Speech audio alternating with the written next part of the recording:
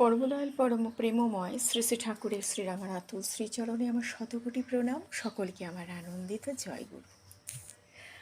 আচরণ দিয়ে শেখাতে হয় আমাদের বাচ্চারা, সন্তান সন্ততিরা কিভাবে সেই আচরণের শিক্ষায় তারা শিক্ষিত হবে। আমরা তো অনেকেই জানি যে পড়াশুনো শেখালে ভালো স্কুল, ভালো মাস্টারমশাই, টিচার দিলে তারা ভালো শিক্ষিত হবে। কিন্তু শ্রী ঠাকুর বলেছেন, নিজে যদি আচরণ করে না শেখায়, ঘরোয়া সংস্কার যদি না শেখানো হয়, বাচ্চারা কখনোই শিক্ষিত হতে পারবে না, সে যতই ডিগ্রি নিয়ে পাশ করুক না কেন।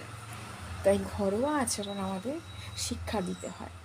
ছেলে মেয়েদের কেমনভাবে তা শেখাতে হয়, সেগুলো মায়েরা নিজেরা করে দেখাতে হয়।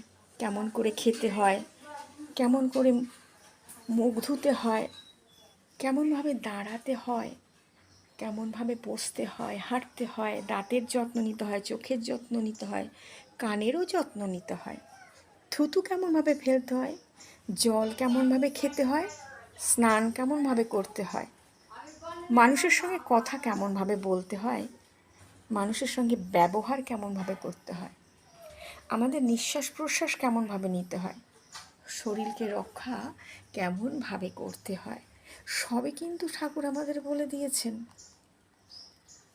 তার মানে হচ্ছে, রোগের চিকিৎসার থেকে রোগ যাতে না হয় তাই করা লাগে আমাদের। আমরা মায়েরা যদি ছেলে মেয়েদের ভালো করে শিক্ষা দিয়ে তাদের না দিই, তাদের কিন্তু ভবিষ্যতে অনেক কষ্ট। তাই কষ্ট থেকে রেহাই পেতে ঘরোয়া শিক্ষা অতি প্রয়োজন। নিজেদের আচরণ দিয়ে শেখাতে হয় কোনটা কেন কিভাবে করতে হয়, সঙ্গে সঙ্গে সেগুলো আমাদেরকে বুঝিয়েও দিতে হয় বাচ্চাদের। সৎ শিক্ষা, সৎ অভ্যাস সব কিছু করে তারপর তাদেরকে শেখাতে হয়। এই শিক্ষায় সন্তান সন্ততিরা বড় হয়ে ওঠে। ঠাকুর কি বলেছেন তাদের মধ্যে ভেতরে যদি মাল না থাকে, তাহলে যতই শিক্ষা দাও সেই শিক্ষা ধরে রাখতে পারবে না।